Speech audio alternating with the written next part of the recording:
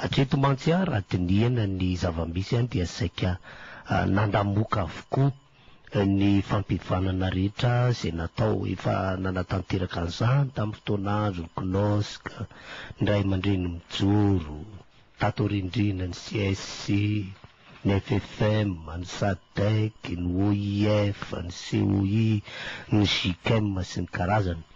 Ary maro no miandrandra ny fidirana an-tsehatra ny FFKM ho lala tokana ahafahana tonga amin'izay fampivanana izay. Ny paika ampiasainy ny FFKM amin'izao fotoana izao Andriamatoa Raintsoanary dia ny hoe ny fampionana an'ireo filoha anankitelo teo aloha eto Madagasikara miaraka amin'ny filohan'ny tetezamita ankehitriny. Io zany no everin'ny FFKM fa amahana ny olana. Manahirana nefa ao anatin'izay paika apetraky ny FFKM izay dia ny fampodiana ny filoha teo aloha Marc Ravalomanana.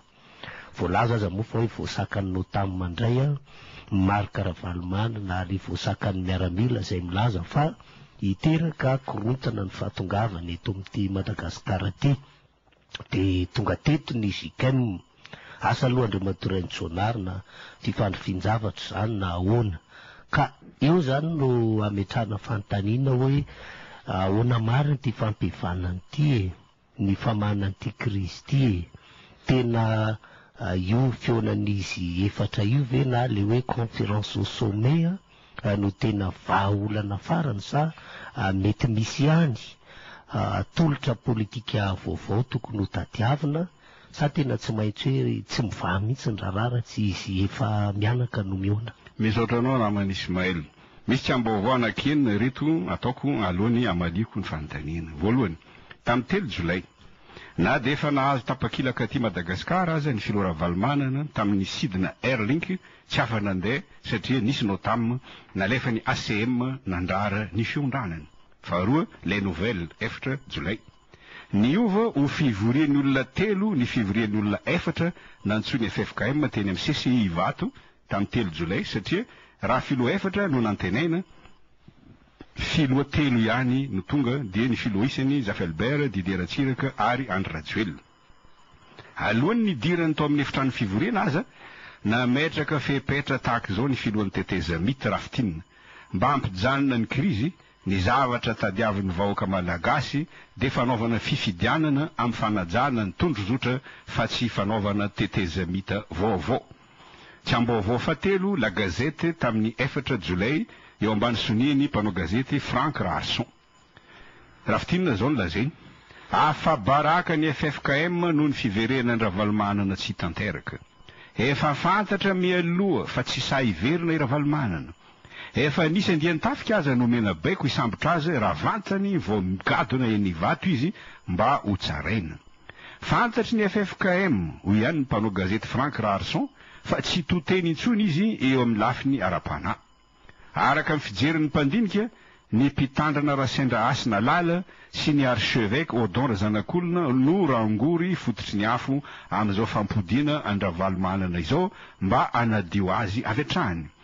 Ny tanjony izy roa lahy, ho ihany Frank Rarson, dia amafa niezaka fampihavanana ataon'ny fianakaviam-beraisam-pirenena sy amboly korontana eran'ny Madagasikara amin'ny fananganana tetezamita vaovao. Tsy tokony omena laka amin'ny fanaovana fampihavanana itsony ity FFKM mandoza ity, ho ihany Frank Rarson, tsy azo ekena mihitsy izao fahotana mahafaty ataon'izao mamadika ny vahoaka malagasy ho ampondra. Oka ianareo maramila, ho ihany Frank Rarson, tsy aneky fitahiny FFKM. Izao zavatra ataon'ny FFKM manao andranandrana izao no mahatonga ny mpiangony mankany amin'ireny sekta mampididoza sy diabolika ireny. Mbola ilaina tsy haivina koa ve, hoy Andriamatoa Frank Rarson, fa tsy tokony hitsabaka amin'ny raharaha politika ny olom-piangonana. Na tiana na tsy tiana, hoy izy, fanjakana laika i Madagasikara. Tokony ajaina ny fisarahan'ny fiangonana sy ny fanjakana satria zavatra ekeny izao tontolo izao izany. Any Frantsa ohatra, ho ihany Frank Rarson, nisy lalàna navoaka mikasika izany tamin'ny taona 1990. Fa eto amintsika afangaro daholo ny akoho sy ny vorona. tandrifindraona ihany ho izy ny zavatra ataony FFKM ka tsy afaka mankaizy. Ny zava-dehibe hoy Andriamatoa Frank Razon dia manohy ny ezaka ataony fianakaviam-be iraisam-pirenena. Tsambaovao faefatra, gazety Midi tamin'ny 5 Jolay. Taorian'ny fivoriana teny amin'ny CCI Vato, nivory teny amin'ny Université Katolika Ambatoroka ny F1 Jolay, niaraka tamin'ireto manambonina ireto. Ny général Rakotoarmasy Lucien, ministre ny fiarovana, ny général Randria Nazary, filohan'ny sekretera mpanjakana ny gendarmerie, ny général Ravalmanana Richard, filohan'ny gendarmerie, ny général Indriar John André, filohan'ny état-major, Andriamatoa Arsène Rakotondrazaka, ministre ny filaminana anaty, Andriamatoa Razafy Manantsoa Tanteleme, Taleny fandriam-pahalemana. Ny fampodiana ny filoha Ravalmanana no niadiny kevitra tao hoy ny gazety Midi. Tsambaovao manaraka, mampirisika sy manohana ny fampihavanana ataony FFKM ny FFM. Izany no teny nataony général Charles Sylvain Rabotoarson filohan'ny FFM tamin'ny 5 Jolay. Hoy izy, koa satria sahirana loatra ny firenentsika ankehitriny, ankasitrahana daholo ny ezaka mampihavana rehetra.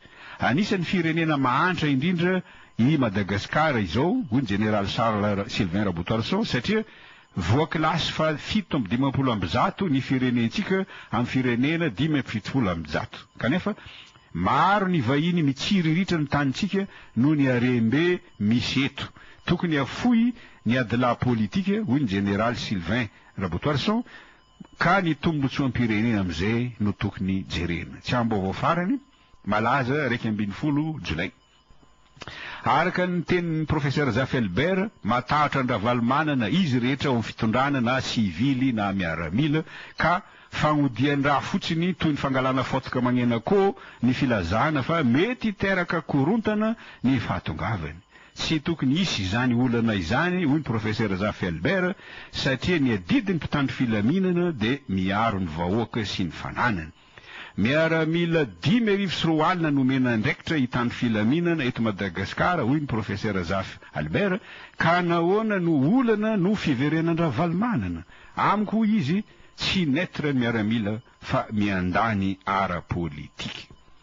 Rehefa vita zay tsy ambaovao zay, inona no azo lazaina mikasika ty fampihavanana ataony FFKM ity. Izao ny teny mampieritreritra nataony gazety La Nation tamin'ny 10 Jolay. Nahoana no tonga eto Madagasikara amin'izao fotoana izao ny solon-tena maro alefan'ny communauté internationale.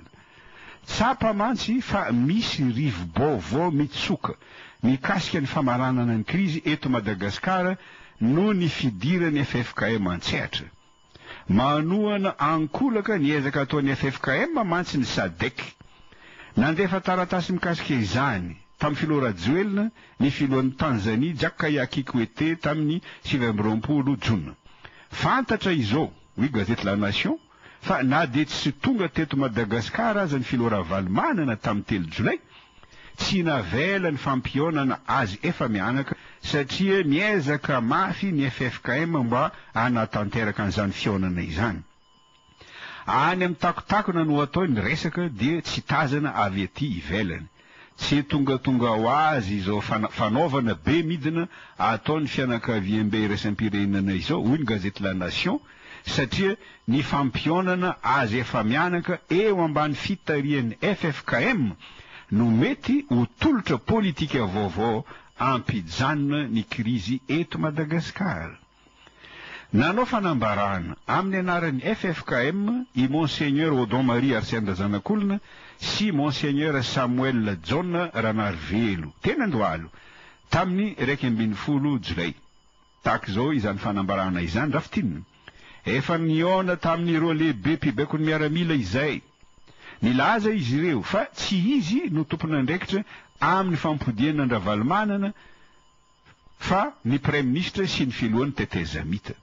Nilaza koa Monseigneur Samuel John Ranarvelo fa tsy marina ny filazana eliny sasany fa mikasa ny endry Prime Ministre vaovao ny FFKM.